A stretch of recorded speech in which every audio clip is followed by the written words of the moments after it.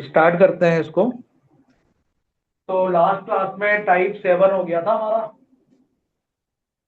अब आ जाओ भाई टाइप 8।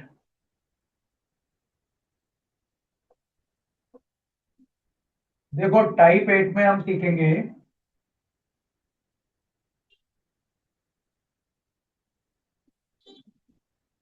10 और कोट की पावर में अगर इवन नेचुरल नंबर हो तो क्या होगा,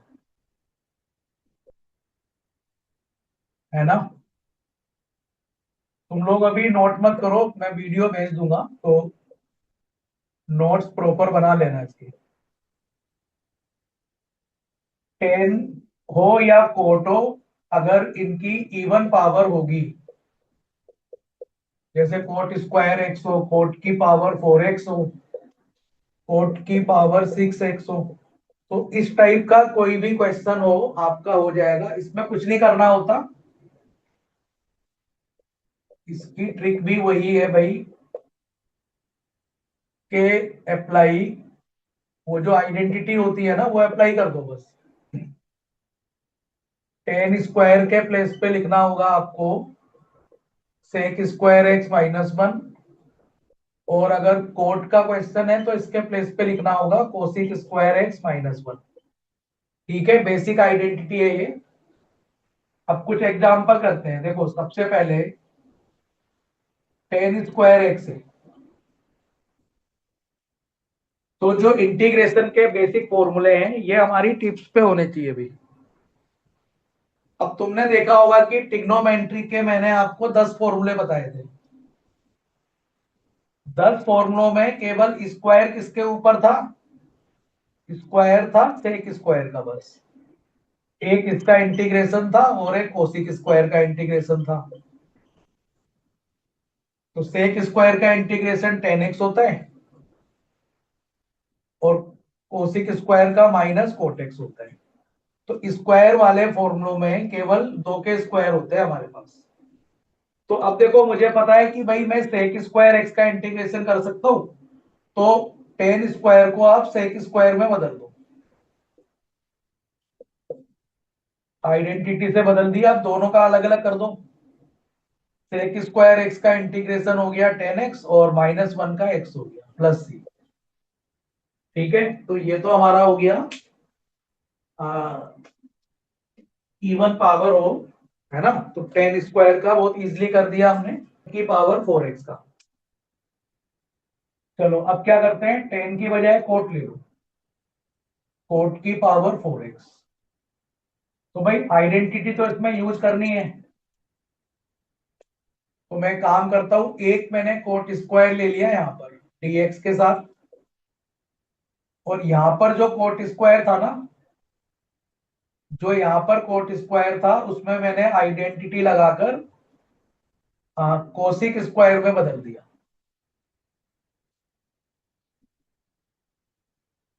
ब्रैकेट ओपन करके दो अलग अलग इंटीग्रेशन बना दो, एक हो गया cosec square x into coat square x dx, और एक हो गया भाई इसका मल्टीप्लाई -1 से भी करोगे ना। एक इंटीग्रेशन ये हो गया देखो। अब तुम अगर गौर से क्वेश्चन देखोगे तो यहाँ पे सब्स्टिट्यूशन लगेगा या आपका डायरेक्ट हो जाएगा। पेपर में कैसे करना है इसको देखना भाई। इक्वेशन 1 लेके छोड़ दो, दो मेथड अलग अलग फॉलो हो रहे हैं ना, तो इक्वेशन 1 लेके छोड़ दो, फिर लिखो लेट, सबसे पहले इसको I1 ले लो।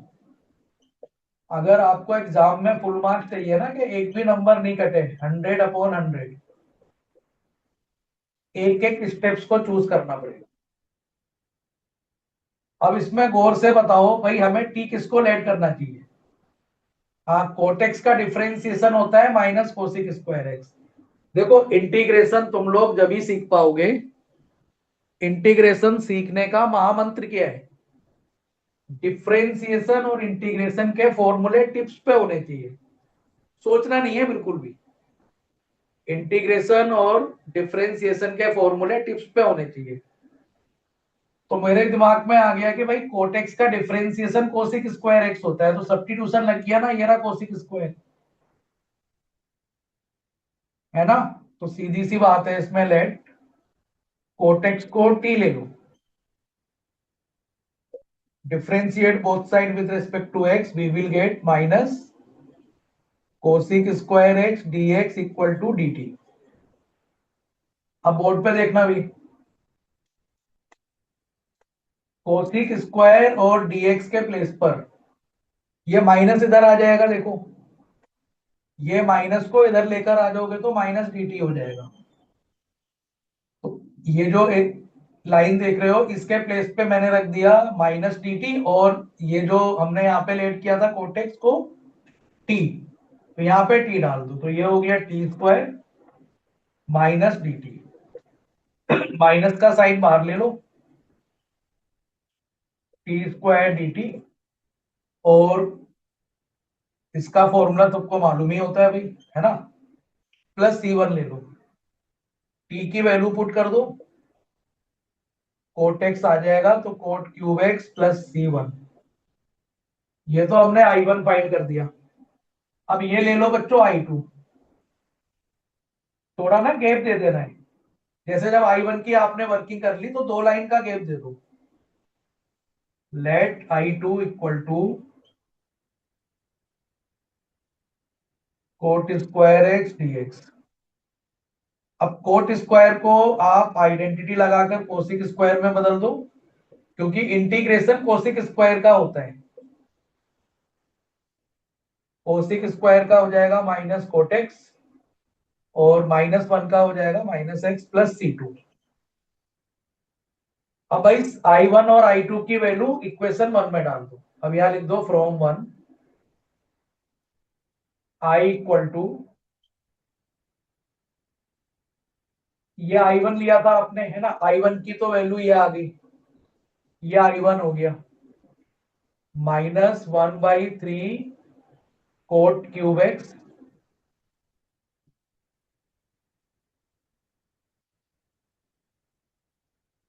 है ना, ये हो गया I1। और I2 क्या हो गया, देखो भाई बीच में माइनस का साइन है, ध्यान देना बच्चों, ये माइनस है और ये रिजल्ट भी माइनस में आ रहे हैं, तो इसको माइनस से मल्टीप्लाई कर दो, तो प्लस कोटेक्स, ये भी प्लस हो जाएगा, और प्लस सी लिख दो, और यह रीजन दे सकते हो where C1 plus C2 equal to C। भाई ये दो कांस्टेंट मिलकर एक नया कांस्टेंट बन जाएगा, तो ये हमारा फाइनल आंसर हो गया। एक बड़ा सा क्वेश्चन करते हैं, बिल्कुल सेम फॉर्मेट रहेगा 10⁶ का। अब देखो आइडेंटिटी अप्लाई करनी है, तो मैं काम करता हूं, एक टेन स्क्वायर एक्स तो ले लेता हूं dx के साथ, लेना स्क्वायर ही है, ध्यान रखना। यहां पे बचेगा 10⁴। अब इस 10⁴ को मुझे कन्वर्ट करना है किसमें, सेक में। तो सेक लाने के लिए 10 स्क्वायर बनाना पड़ेगा इसको, है ना, ये it is.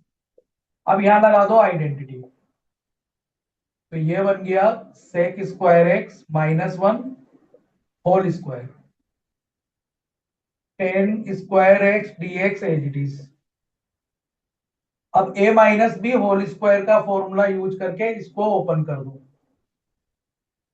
a square -2ab plus B square. बहुत आराम से हो जाएगा। अब इसका अब क्या करना है, पहले 10 स्क्वायर का इधर मल्टीप्लाई कर दो, 10 स्क्वायर का इससे कर दो, 10 स्क्वायर का इससे कर दो, तो भाई सेक की power 4x into 10 square x dx, ये अलग हो गया,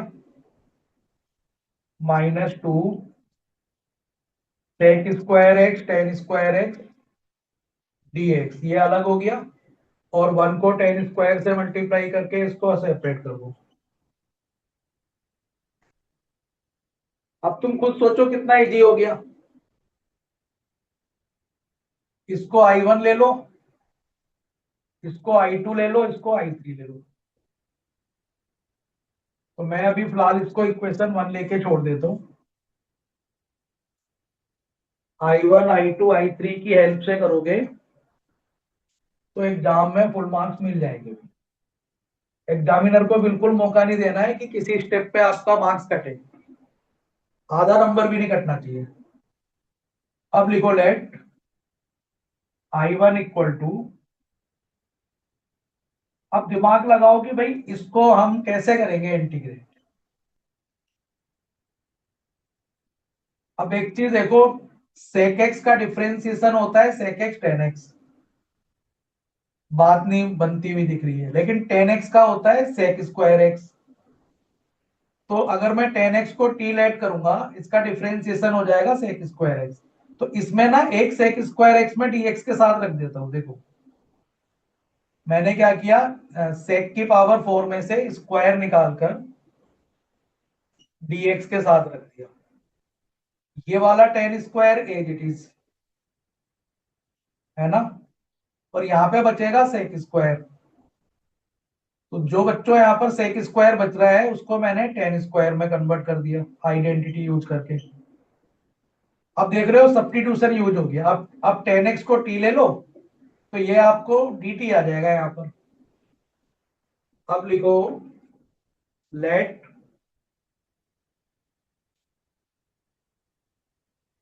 लेट इसको tan x का इंटीग्रेट कर दो, डिफरेंशिएशन बोलो, sec square x dx equal to dt आ गया। तो देखो इंटीग्रेशन में यही होता है कि हम कुछ भी अपनी मर्जी से नहीं कर सकते। अगर हमने एक भी डिसीजन गलत ले लिया तो पूरा इंटीग्रेशन खराब हो जाएगा। अब ये कितने आराम से हो गया देखो, 1 + t², ये भी t² हो गया और ये dt बन गया। अब I1 हो जाएगा आपका t² + t की पावर 4 dt। कर दो भाई इंटीग्रेशन, x की पावर n वाला फॉर्मूला लगा दो, t³/3 प्लस t की पावर 5/5 प्लस c1। t की वैल्यू पुटअप कर दो यहाँ पर, t को हमने लिया था tan x, तो 1/3 tan³ x प्लस 1/5 tan की पावर 5x प्लस c1। ठीक है, एक काम पूरा हो गया। अब आ जाओ I2 पर। नाउ I2 इक्वल टू, तो मैं काम करता हूं -2 ले ही लेता हूं साथ में, है ना, -2 साथ में ले लेते हैं। तो ये हो गया sec square x into tan square x। अब ये बहुत इजी है भाई, tan x का डिफरेंशिएशन sec स्क्वायर होता है ना, तो इसमें भी वही करो। सेम प्रोसेस यहाँ भी यूज हो गया जो हमने लेट किया था, ये वाली चीज इसमें भी काम आ गई। लेकिन तुमने I2 लिखा है अलग से, तो एक बार लिख देना भाई, let tan x equal to t, tan x equal to t, therefore differentiation करोगे तो ऐसे हो जाएगा ये dt। तो I2 तो बड़े आराम से हो गया, sec स्क्वायर dx की जगह dt आ गया और tan x की जगह t रख दोगे तो t² dt -2 t³ ये इंटीग्रेशन हो गया, प्लस c2 लिख दो, t की वैल्यू पुटअप कर दो भाई। अब तो यहाँ पर I2 की वैल्यू आ गई -2/3 और tan³ x प्लस c2। अब बचा हमारा कौन सा, ये I3 वाला। तो I3 तो भाई बहुत इजी था, I3 तो डायरेक्ट था। Now I3 equal to tan² x बच रहे हैं ना, तो इसको इंटीग्रेट कैसे करेंगे, tan² को sec² में बदल दो। ये इसमें कुछ जरूरत नहीं पड़ी है, डायरेक्ट होता चला जाएगा। ये C3 आ गया देखो, 10x minus X plus C3।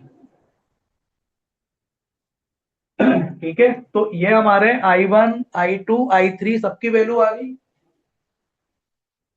अब इसके बाद बस यहाँ पे डाल दो भाई, ये इक्वेशन जो वन था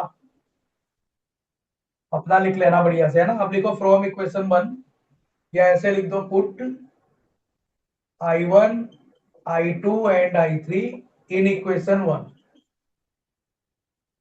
इक्वेशन वन क्या है भाई, I इक्वल टू, तो ये देखो I1 लिया था आपने, इसके प्लेस पर आ गया मेरा रिजल्ट ये रहा। ये रिजल्ट आ गया I1 के प्लेस पे, 1/3 10³ प्लस 1/5 10⁵ और फिर था -2, तो माइनस में यूज कर चुका था यहाँ पर, तो प्लस आ जाएगा फिर। I2 में ना इसको एज इट इज लिख दो, क्योंकि माइनस के साथ लिया था आपने, तो जो यहाँ लिखा हुआ है इसको एज इट इज लिख दो, -2/3 10³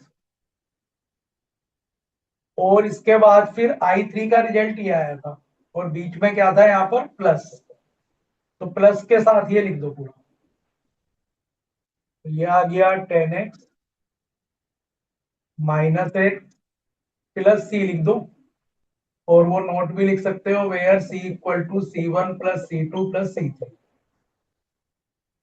अब इसके अंदर देखो ये सेम पावर है ना, ये भी क्यूब है, ये भी क्यूब है, तो इसको सॉल्व कर दो, क्योंकि क्वेश्चन जितना सिंप्लीफाई हो उतना करोगे ना।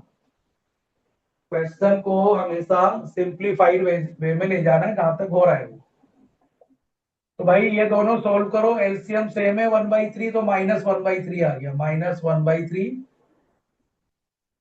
10³ और प्लस में 1/5 10⁵ plus 10x minus X plus. ये इस क्वेश्चन का आंसर हो गया। 10x कोटेक्स की कोई भी पावर हो बड़ी से बड़ी, जितनी बड़ी पावर होगी उतना क्वेश्चन बड़ा होता जाएगा, ठीक है ना। तो ज्यादा बड़ी पावर एग्जाम में आएगी। तो ये हमारा टाइप 8 हो गया। अब टाइप 9 आ जाओ। अभी हमने इवन पावर ली थी ना, चलो अब ऑड पावर लेते हैं। ऑड पावर लेते हैं, ऑड पावर मतलब 10x ले लो, ये तो डायरेक्ट फॉर्मूला है बच्चों। 10³ ले लो, 10⁵ ले लो। इस टाइप के जितने भी प्रॉब्लम होंगे सेम वैसे होंगे। अब ये कोटेक्स ले लो, कोट क्यूब ले लो, कोट की पावर 5 ले लो, ठीक है। इस टाइप की प्रॉब्लम हम कैसे करेंगे देखो बोर्ड पर। तो ये तो करना ही नहीं है, तो डायरेक्ट फॉर्मूले। मैं वही कह रहा हूँ, डिफरेंशिएशन और इंटीग्रेशन में कोई कंफ्यूज नहीं होना चाहिए। -ln कोसेक, माइनस साइन ना लिखना चाहो तो लोग की प्रॉपर्टी होती है ना, इनपुट का रेसिप्रोकल कर दो। ये भी यूज कर लो, ये भी यूज कर लो, कोई दिक्कत नहीं है। और कोटेक्स का क्या था इंटीग्रेशन, ln sin x, ये तो पॉजिटिव ही है, तो इसमें ज्यादा पंगे लेने की जरूरत ही नहीं है, ऐसी छोड़। अब इसमें भी ना ट्रिक वही है, इस टाइप के क्वेश्चन में कोई भी आ जाए पावर वाला, ट्रिक वही है, यूज आपको फाइनली आइडेंटिटी ही करनी है। 10² के प्लेस पर ये यूज करना है आपको, sec² -1, और कोट² के प्लेस पर ये यूज करना है, cosec² x-1। एक क्वेश्चन करते हैं तो बेटर समझ पाओगे भी। देखो, मैं एक बड़ी पावर का करा दूंगा, फिर छोटी पावर सब अपने से कर लेना। मैं करा देता हूँ इसका 10⁵ का, 10⁵ x dx। तो भाई तुम्हें यूज क्या करना है, तुम्हें तो ये फॉर्मूला यूज करना है, तो उसके लिए इवन पावर होनी चाहिए यहाँ पर। तो मैंने 10x को लिख दिया है dx के साथ।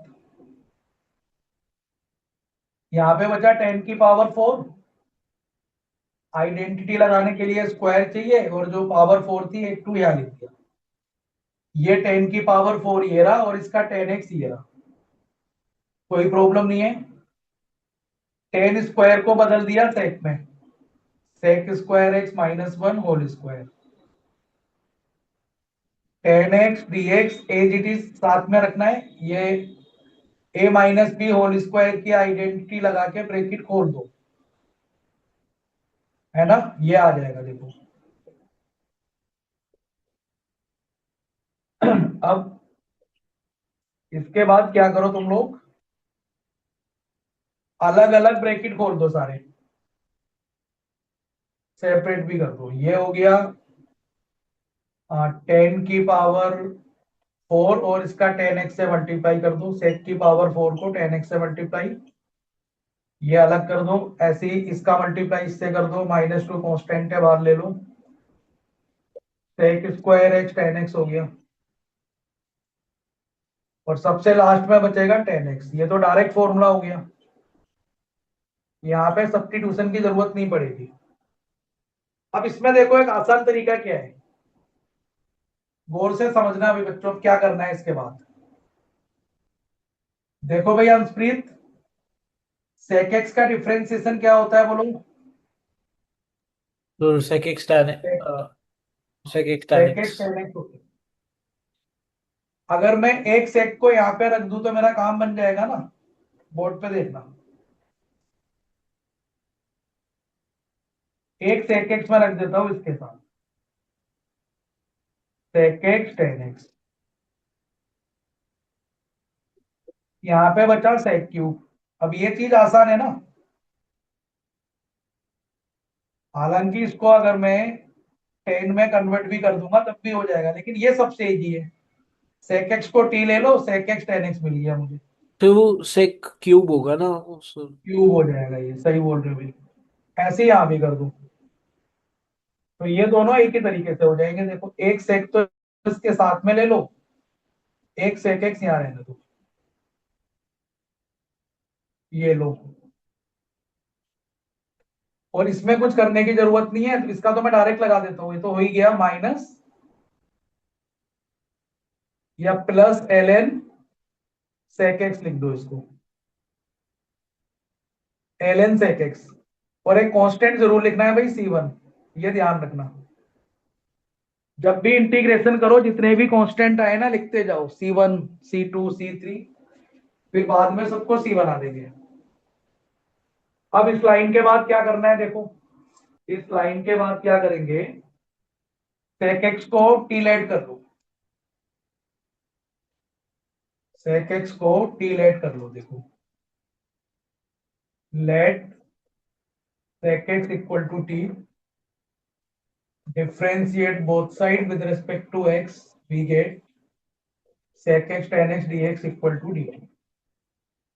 Now I equal to, देखो भाई ये हो गया टी क्यूब डी टी, एक ही से ही दोनों हो जाएंगे। ये हो गया -2 टी डी टी, और ये तो ऑलरेडी हो चुका है, L N sec x plus C1। अब करो भाई इंटीग्रेट, तो t की power 4/4 -2 t² 2 plus L N sec x. इसको इंटीग्रेट किया था, इसका C1 आ गया था, C1 तो है, इसको C2 ले लो। इसके इंटीग्रेशन, इसके कांस्टेंट को C3 ले लो, C1 पहले से ही है। अब क्या करोगे अगले स्टेप में, इनकी वैल्यू रख दोगे, टी की वैल्यू रख दो। टी को तुमने सेक एक्स लिया था ना, तो यह आंसर आ गया 1/4 sec की पावर 4x, 2 2 कैंसिल हो गया, sec² x और प्लस ln sec x, बाद में c लिख दूंगी। देखो दिशा कॉन्सेप्ट क्लियर है। tan x और cot x का चाहे इवन पावर हो ऑड पावर हो, थोड़ा सा प्रैक्टिस करोगे क्वेश्चन हो जाएगा, है ना। थोड़ी सी प्रैक्टिस करोगे क्वेश्चन हो जाएगा। एक काम करते हैं ना, इसको लिख देते हैं, क्वेश्चन भी हो गया ये और टाइप भी हो गया, ऐसे लिख दो। मतलब टाइप ही क्वेश्चन है, ऐसे मान लो। जो मैं क्वेश्चन दिखा रहा हूं वही अपने अंदर एक टाइप है। देखो जरा इसमें क्या होगा। इसके अंदर पहले क्वेश्चन लिखते हैं, dx upon sine x minus A sine x minus B.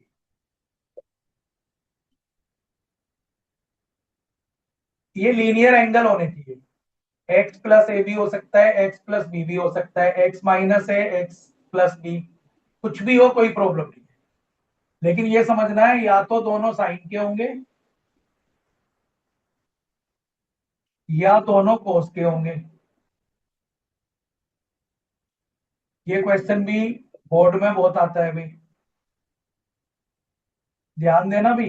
या तो दोनों साइन के या दोनों कोस के, या एक साइन हो सकता है एक कोस हो सकता है, एक साइन एक कोस। अभी देखो हमने किसी टाइप में ये किया था ना, अगर ये ऊपर हो, अगर ये चीज नोमिनेटर में लिखी होती तो मैं two sine A sine B का फॉर्मूला लगा देता, लेकिन डिनोमिनेटर में लिखी हुई है तो उससे नहीं होगा ये। अब इसमें यूज क्या करोगे, देखो इसको अच्छे से समझ लो जो मैं बोल रहा हूं।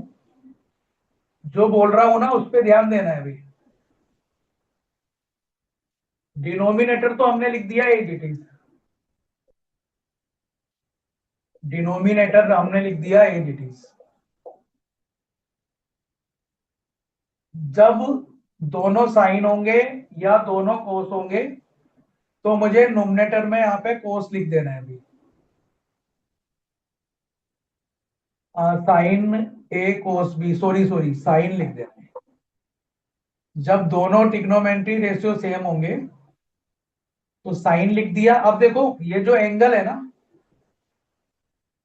इन एंगल को ऐड करो या इनका डिफरेंस लो, मेन पर्पज क्या है, ये वेरिएबल कैंसिल हो जाना चाहिए।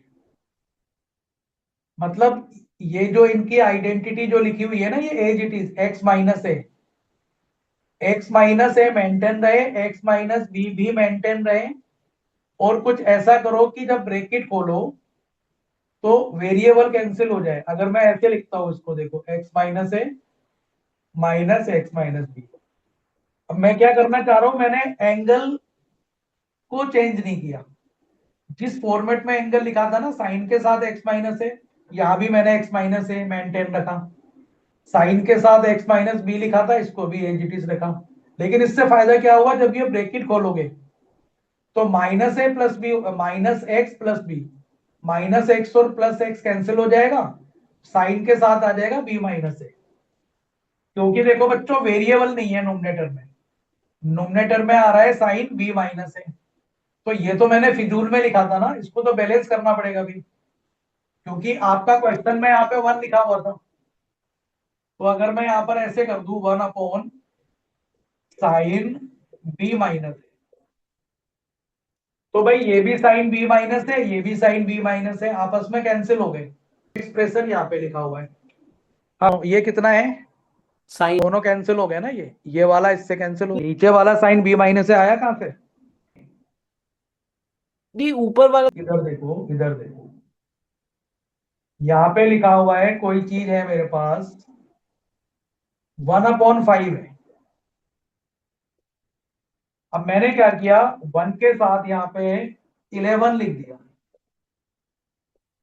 भाई पहले 1/5 था तो मैंने 11 क्यों लिख दिया यहाँ पे, तो बैलेंस भी करूंगा ना मैं। अगर मैंने 11 यहाँ लिखा है तो उसको डिवाइड कर दूंगा ताकि ये कैंसिल होकर 1/5 ही रह जाए। समझ में आई, ठीक है सर। है ना। तो अब देखो, तो बस इतना करना है इसमें, इसमें इतना करना है। अब सोल्व कैसे होगा ये? अब तो बहुत इजी है, ये ए ले लो, इसको बी ले लो, साइन ए माइनस बी का फॉर्मूला लगा देना, आंसर आ जाएगा। पहले मैं लिखना सिखा देता हूँ ये सारा, ठीक है? उसके बाद फिर कोई भी एक क्वेश्चन सोल्व कर लेंगे, हो जाएगा। अब देखो इसमें भी वही करेंगे, मैंने क्या बोला था, जब दोनों ट्रिग्नोमेट्री रेशो सेम हो तो साइन लेना है ऊपर, तो ये वाला भी डिक्टो ऐसे ही होगा भाई। डिनोमिनेटर एज इट इज आ गया। अनिका कहीं कोई भी प्रॉब्लम हो ना किसी भी तरीके की तो बता देना भाई, यहाँ पर साइन लेना पड़ेगा।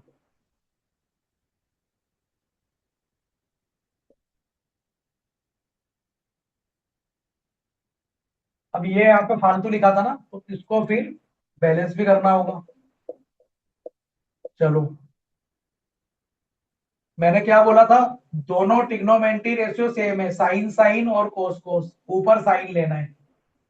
दोनों डिफरेंट है तो ऊपर कोस लेना है। सेम हो तो साइन ले लो भाई, एस एस फोर सेम होता है ना, दोनों सेम है, अगर दोनों सेम है तो मैंने साइन ले लिया, एस फोर साइन और एस फोर सेम, ऐसे याद करो। और अगर दोनों डिफरेंट है तो ऊपर कोस ले लोगे। तो यहाँ पर डिनोमिनेटर तो सेम रहेगा, डिनोमिनेटर में कोई भी छेड़खानी नहीं करनी है, नोमिनेटर में आ जाएगा कोस। क्यों आएगा ये भी मैं बताऊंगा अभी थोड़ी देर में। जब तुम ये तीनों क्वेश्चन करोगे तो तुम्हें खुद पता लग जाएगा कि भाई सर ने ये कोस लेकर बढ़िया काम कर दिया। बैलेंस कर दोगे अपॉन में कोस बी माइनस ए। तो देखो बच्चों, ये ना एक तरीके से तीन क्वेश्चन बन गए ये, और फॉर्मेट भी सेम है। अब ये तीनों क्वेश्चन तुम पूरे कर लेना बाद में, फिलहाल मैं एक करके दिखा देता हूं।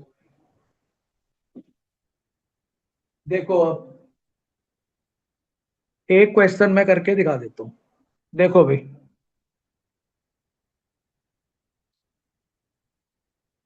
चलो फर्स्ट वाला क्वेश्चन कंप्लीट कर लेते हैं।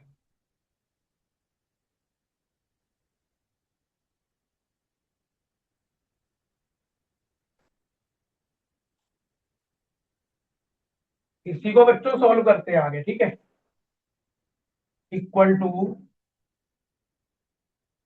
1/sin बी माइनस ए, ऐसा क्वेश्चन ना एक्सरसाइज 7.3 में भी दिया हुआ है। साइन ए माइनस बी का फॉर्मूला लगाओ, sign A cos B minus cos A sine B, cos A sine B upon में एज इट इज। नीचे तो कुछ नहीं लिखना, वो जो लिखा है उसको ओरिजिनल लेते चले जाओ। dx भी लिख दो छोटा सा भी। अब देखो कितना इजी हो गया।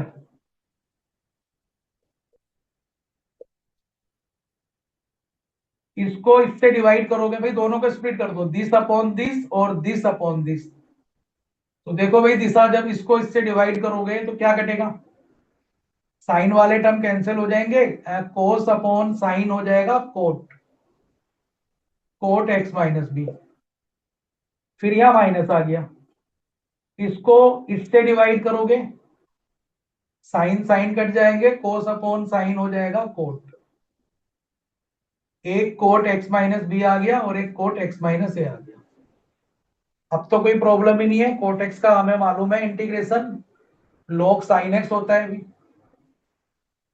लीनियर है ना एंगल, तो हम डायरेक्ट फॉर्मूला लगा सकते हैं भाई। कर दो इसका, ln sine x minus B, ln sine x minus.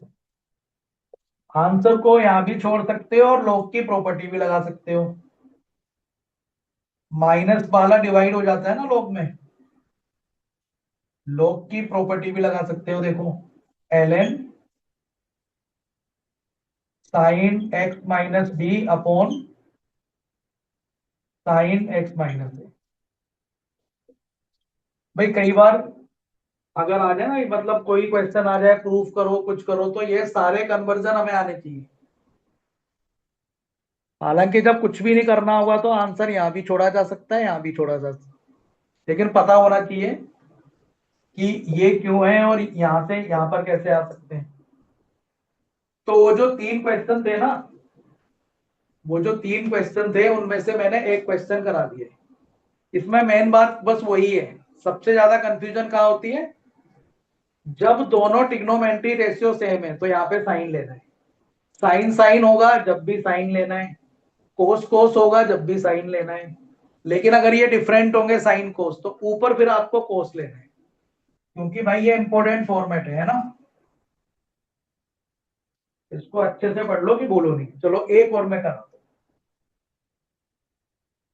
एक थोड़ा सा अलग टाइप का करते हैं, मजा आएगा। मैंने क्वेश्चन दे दिया ऐसे कर, cos x plus one sine x minus one. तो अब ये देखो, दोनों डिफरेंट है ना। और देखो जब भी क्वेश्चन ऐसा आएगा तो इनको ऐड करने पे या सब्ट्रैक्ट करने पे वेरिएबल कैंसिल हो जाना चाहिए। अगर वेरिएबल कैंसिल नहीं होगा तो फिर हमें कुछ और ही करना होगा। बोर्ड पे देखना भी, अंशप्रीत क्या बोला था, जब ये नीचे दोनों डिफरेंट होंगे तो क्या करना पड़ेगा, ऊपर कोस लेना पड़ेगा, फिर कोस। तो x प्लस वन यहाँ पे माइनस ले लो। एंगल का फॉर्मेट चेंज नहीं होना चाहिए, x प्लस वन यहाँ दिखना चाहिए, x माइनस फाइव यहाँ दिखना चाहिए। लेकिन एक्चुअली में क्या है, जब ब्रेकेट खोलोगे कॉस ए तो minus. One plus five six हो गया, तो कोस सिक्स से डिवाइड कर दो, बैलेंस हो जाएगा। तो अभी लगाएंगे ना, अच्छा अभी तो मैंने ऐसे लिख दिया। अब इसमें फॉर्मूला लगाओगे कोस ए माइनस कोस बी। फॉर्मेट बिल्कुल वही रहेगा भी। लगाओ कोस बी, माइनस वाला प्लस बन जाता है, साइन है साइन बी। ट्रिग्नोमेट्री आइडेंटिटी के बिना कुछ नहीं कर पाओगे, सभी फॉर्मूले टिप्स पे होने चाहिए। आधे से ज्यादा बच्चे तो इसलिए नहीं कर पाते क्वेश्चन, क्योंकि उनको ट्रिग्नोमेट्री की आइडेंटिटी याद ही नहीं होती कभी, पूरे 11th में नहीं किया, और 12th में बिना ट्रिग्नोमेट्री के हम कुछ कर ही नहीं सकते। जितना भी कैलकुलस है ट्रिग्नोमेट्री आइडेंटिटी की 80% यूज है इसमें, उस वजह से नहीं होता क्वेश्चन। चलो भाई स्प्लिट करो अब इसको, दिस अपॉन दिस करो, तो ये कट गया, कोस अपॉन साइन कोट हो गया, प्लस जब दिस अपॉन दिस करोगे तो साइन वाला टर्म कैंसिल हो जाएगा, साइन अपॉन कोस टेन आ जाएगा। अब मेरी बात सुनना गौर से, कि आपके दिमाग में चल रहा होगा कि भाई अभी तक तो हम साइन ले रहे थे, इसमें साइन क्यों नहीं लिया। तुम खुद सोचो, अगर मैं साइन लेता तो साइन है कोस भी, ये भी साइन है कोस भी आता। तो जब डिवाइड करते हैं ना, एक तो पूरा कट जाता, एक में फिर से पेयर आ जाते, तो उसका तुम इंटीग्रेट कर ही नहीं पाते। जैसे ये मेरा कोटेक्स हो गया, टेन एक्स हो गया, उसमें नहीं बन पाता। एक बार लेके देखना, यहां पर साइन लेकर देखना ट्राई करके, क्वेश्चन हो ही नहीं पाएगा वो। इसीलिए जैसे फॉर्मेट बता रहा हूं वैसे करते जाओ आप लोग। अब देखो भाई, कोट का क्या हो गया, log साइन एक्स,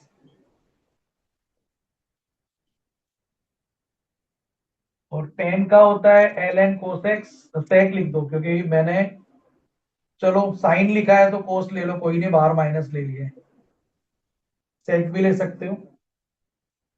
लो भाई, ये आंसर हो गया। क्यों नहीं लिया, चलो अभी इसको नोट कर लेना। अब देखो मैं तुम्हें दिखाता हूं कि साइन लेते तो क्या होता। ठीक है बच्चों, ये नोट कर लेना, आंसर तो ये हो गया इसका। अब अगर मैं साइन लेता यहां पर, चलो मैं तुम्हारी बात मान के मैंने साइन ले लिया, यहां भी मैंने साइन ले लिया, तो ये फॉर्मूला क्या होता है, sign A cos B minus cos A sine B. ठीक है। अच्छा अब देखो जरा दिशागोर से क्या हो रहा है, इसको स्प्लिट करके देखो क्या हो रहा है।